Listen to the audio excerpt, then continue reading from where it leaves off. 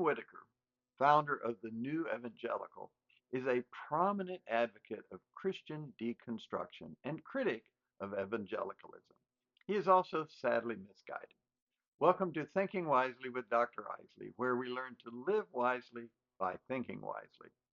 To understand Whitaker's viewpoint, we need first to examine four key areas of his criticisms of evangelical Christianity and explain their shortcomings. You can listen to the most succinct firsthand statements of these areas in Whitaker's video. Alyssa Childers still doesn't understand deconstruction.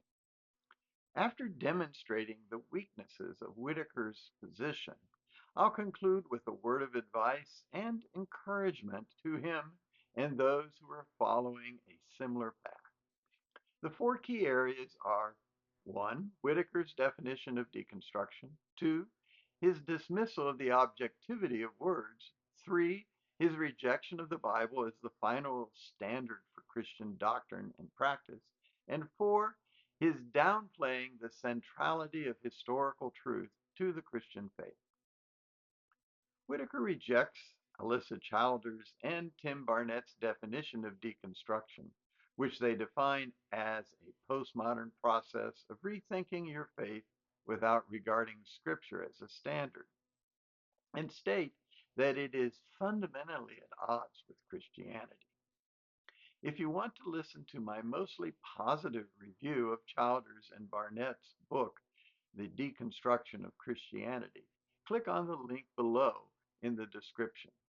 In contrast to their definition, Whitaker offers a second way to understand deconstruction. He proposes Christian deconstruction as a way for Christians to open doors and discover and make sense of the faith they inherited and to find a better way forward beyond the dark, dank basement of fundamentalism and evangelicalism, two terms that he mistakenly conflates. That Whitaker's definition is a second way to understand deconstruction is true because he and others define it that way. Whether it is a good way is another question. Childers and Barnett effectively critique Whitaker's definition, or what some call good deconstruction. Their reasons? It doesn't match the common use of the word in contemporary culture and thus creates confusion. Just as importantly, the word deconstruction brings with it the philosophical baggage of Jacques Derrida's thought. Whitaker wants to dissociate his use of deconstruction from Derrida's because he and others began deconstructing without even knowing about Derrida. Ironically, despite Whitaker's denial of the connection between his thought and that of Derrida, his criticisms of evangelicalism show striking similarities to aspects of Derrida's deconstructionism. This fact leads to the second area of Whitaker's case against evangelicalism: his dismissal of the objectivity of words. Whitaker states that it is ironic that the word objective can have a plurality of meanings. It can mean a goal one is seeking to achieve, or to look at things in a detached, impartial, fact based way. Words have meanings and context. Words have also history. He points to the word gay, which used to mean happy, carefree, etc., and now refers to a homosexual orientation. While I admit that popular defenders of Christianity too easily use words like absolute and certainty, Whitaker's reasons for dismissing the objectivity of words come up short. Yes, words have history and should be interpreted within their context. No credible evangelical scholar or apologist would deny this. When I'm watching the fun 1934 romantic comedy, The Gay Divorcee, I can objectively determine, really without any difficulty, that the meaning of the word gay in the film's title is happy and carefree and has nothing to do with one's sexual orientation. Neither the need for context nor their changes in history proves that words have no objective meaning. What Whitaker doesn't understand, unless he's being disingenuous, is that his critique of the objectivity of words fits nicely into Derrida's deconstruction project.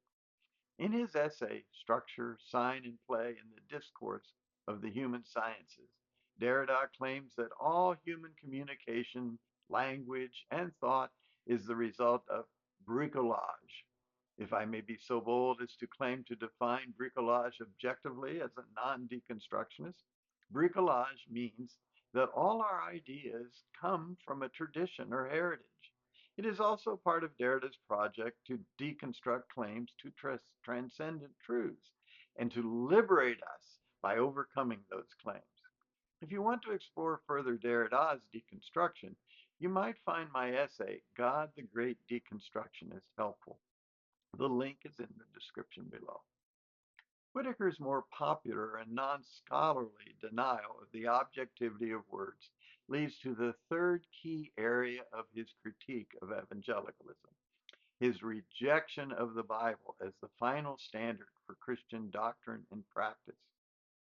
He contends that the Bible doesn't have objective meaning and so cannot serve as the standard. What are his supports for this contention? Excuse me, there are four initial ones. First, disagreements among Christians. Second, we don't have the original text. Third, translations differ. And fourth, our world is radically different from the biblical world of 2,000 years ago. What can I say?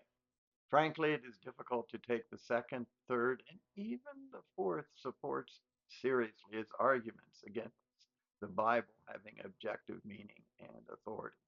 No, we don't have the original manuscripts. However, we have an incredibly large number of manuscripts that allows for a very close reconstruction of the original text. This has been the work of centuries of outstanding scholars in the field of textual criticism. There are differences of opinion and some not insignificant, but nothing that would undercut the central truths of the Christian faith. Certainly nothing that would justify the claim that the Bible lacks objective meaning. Yes, translations differ, and yes, something can be lost in translation. However, as one who has taught in three different languages, even having taught biblical Greek in three different languages, I can without hesitation affirm that objective meaning can be transmitted from the same text or message into different languages. In addition, for the Bible, we have the work of expert translators, which has resulted in translations that effectively convey a common meaning of the text. Clearly, distance in time and culture does not mean that those texts don't have objective meaning. What seems to be the argument here is that we are unable to grasp that objective meaning because we are trapped in our time and culture. But this proves too much. Do we really believe that we can't understand not only the Bible, but also Homer, Virgil, or even Shakespeare? Of course not. We can and have for centuries been understanding them. The first initial argument in support of the contention that the Bible has no objective meaning has more weight than the other three. Without a doubt, there are significant differences between the three major branches of Christianity: Roman Catholic, Orthodox, and Protestant. However, their significant agreement is such that one can discern a central Christian message based upon biblical revelation and cast serious doubts on the contention that the Bible has no objective meaning and thus no authority. Finally, Whitaker downplays the centrality of historical truth to the Christian faith. While he admits that the Bible does contain some historically accurate stories, he doesn't think that this is relevant to the deeper truths about God and the human condition spoken about in the Bible. In fact, he accuses evangelicals of being modernists in their stress on factual truth, a concern the Bible doesn't have, according to him. This is a common charge, and admittedly, at times, some evangelicals do look for scientific truths in a way that didn't concern the biblical writers. It is also true that their style and standards for historical writing are different from those of modern academic historians. Figures can be rounded off, chronology is not strictly followed, and what would be considered critical events in a person's life are passed over entirely. However, this does not justify Whitaker's skepticism about biblical history. For example, it is well known that the four Gospels have different portraits of Jesus. However, rather than describing these accounts as complementary and broadening our understanding of the incarnate Lord, in whom Whitaker confesses he believes, he states that the writers have an agenda. The choice to use agenda should not be overlooked. It is a deconstructionist word that is meant to imply that the speaker should be suspicious of the author's intent. In addition, in an unnecessary aside, Whitaker mentions that Mark, the earliest of the Gospels according to most scholars, doesn't include the virgin birth in his account of Jesus' life and ministry. With a coy expression, Whitaker appears to hint that maybe the virgin birth, confessed early and by all the major Christian traditions, is not historically true. Where Whitaker unfortunately reveals his most amateurish and gotcha YouTubist mindset is in a clip that he often shows of a podcast with the Christian apologist Sean McDowell. He asked McDowell, can we objectively prove certain realities of the Christian tradition, like, for example, the physical resurrection of Jesus? McDowell answers no. Whitaker rather gleefully uses this denial as showing that we can't objectively prove perhaps the central historical claim of the Christian faith. It can't be proven, like how science proves the earth isn't flat. Now, McDowell rightly states that we can have reasonable confidence that the resurrection of Jesus from the dead happened, but not with the kind of scientific proof that Whitaker wants. McDowell clearly is arguing for different kinds of evidence and evaluation of evidence because of different disciplines and objects of study. Over 2 millennia ago, Aristotle said that the mark of an uneducated man is to demand the same kind of proofs for different disciplines, such as science, history, and ethics. Unfortunately, Whitaker seems to be guilty as charged. I'd like to close with a brief analysis of Whitaker's account of his changed religious views. A link to this video can be found below in the description. It is a remarkably candid and in many ways moving personal account of his changes. The title, Why I Left the Cult of Evangelicalism, This is What Woke Me Up, is revealing. Cult, a strongly negative term, is undefined by him and, more importantly, unfair.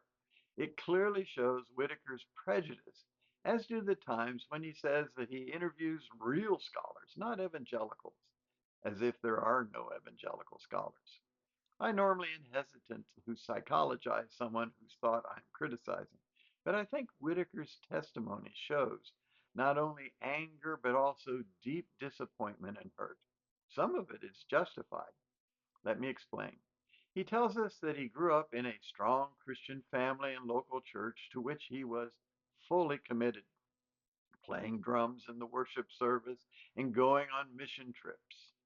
However, he was radicalized, as he says. However, cracks or doubts began to appear. Discovering Pentecostals had a different view on women pastors, getting to know a gay coworker, having to play in a bar on a missions trip. What really turned the tide for him was his church people's support of Donald Trump in 2016, who clearly did not hold to biblical views on sexual purity. This was followed by Christian leaders who claimed that the death of Ahmaud Arbery was not murder but self defense and posted false videos of his death.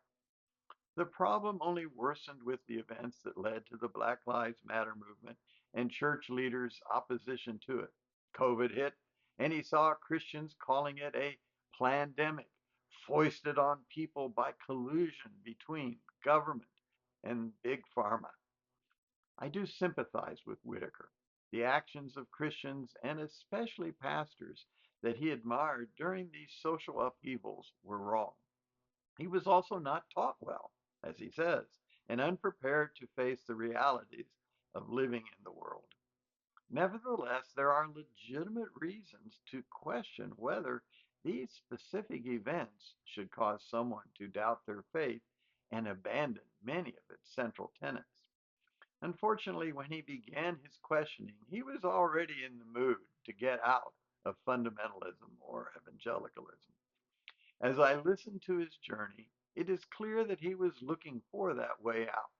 Any argument against what he had been taught, pretty much any door out of the stinking basement of evangelicalism, was welcomed.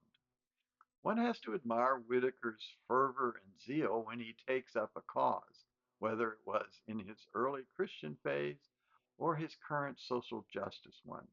His character seems to be one of a person who is all in or all out. And although he seems to like to talk about ambiguity and criticize evangelical certainty, he is very certain that he is right on the social justice issues that he has attached himself to. The problem is that political and social issues are almost inherently ambiguous and complex, even when one strongly supports or opposes something or someone. Whitaker does seem to be at something of a crossroads. In a Substack article, Why I'm Leaving Deconstruction Behind, he rightly sees that deconstruction isn't a state of being or an identity. He also discovered that deconstructionists can be cruel or, using his word, fundamentalists. Finally, he wants more. Deconstruction cannot, nor is it meant to construct a healthier theological framework to make sense of the world. This is encouraging. Also, in his video, he confesses that he is still a Christian. He affirms the incarnation and the resurrection of Jesus. But why? He says that he finds the story of God becoming human and being born into a poor family for the sake of mankind compelling. He loves the idea that God will conquer death and that death does not have the final word. He believes that, quote, this way of thinking brings more goodness, beauty, and truth into the world, end quote. Concerning, however, is his shaky foundation for why he still believes. He compares the story of the gospel to the story of the Lord of the Rings and the struggle against power. He says, quote, I don't need for it, meaning the resurrection, to be literally true. I hope it is. By literally, he means historically, and so the incarnation and resurrection occurred. He then takes an incorrect and dangerous step. He refers to John Dominic Crossan that metaphors make reality, and if they do good, it is a true thing. Crossan is a radically skeptical of the historicity of the canonical Gospels and denies the historicity of the resurrection of Jesus. Also, judging the truth of something by the good effect of metaphors is not philosophically nor theologically sound. So it would seem that Whitaker still wants to pick and choose based upon what he likes. May I suggest a better way for him? Thomas, the doubting apostle, believed when he saw the risen Jesus. Paul, the persecutor of the church, and Christ encountered the risen Lord. He argued that without Christ being risen from the dead, the Christian faith is in vain, but that he was indeed risen. He accepted the many witnesses to the resurrection of the Lord and accepted the teachings handed down to him by the apostles who based their teachings on the scripture. The examples of Thomas and Paul are worthy of emulating. I hope and pray that Tim Whitaker follows them and not the tortuous paths of deconstruction that lead to ruin. May he choose wisely. Thank you for listening. Comments are always welcome. If you want to subscribe and receive these videos automatically, click on below.